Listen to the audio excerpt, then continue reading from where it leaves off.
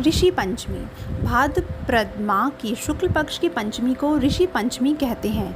यह व्रत जाने अनजाने हुए पापों के प्रक्षालन के लिए स्त्री पुरुष दोनों को करना चाहिए। व्रत करने वाले को गंगा नदी या किसी अन्य नदी अथवा तालाब में स्नान करना चाहिए। यदि यह संभव ना हो तो घर पर ही गंगा जल मिलाकर स्नान कर लेना चाहिए। तत्पश्चात गोबर से लीपकर मिट्टी या तांबे का जल भरा कलश रखकर अक्षदल कमल बनावें।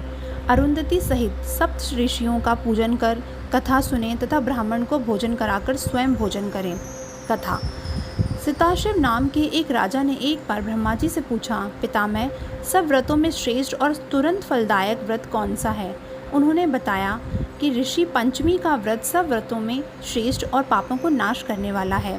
ब्रह्मा जी ने कहा, विदर्भ देश में एक उन्तक नामक सदाचारी ब्राह्मण रहता था। उसकी पत्नी सुशीला बड़ी पतिव्रता थी। उसके एक पुत्र एवं एक पुत्री थी। उसकी पुत्री विवाह उपरांत विधवा हो गई।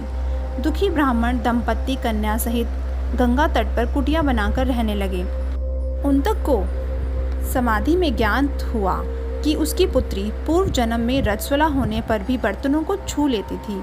इससे इसके शरीर में कीड़े पड़ गए हैं। धर्मशास्त्रों की मान्यता है कि रजस्वला स्त्री पहले दिन चंडालिनी, दूसरे दिन ब्रह्मघातिनी तथा तीसरे दिन धोबिन के समान अपवित्र होती है।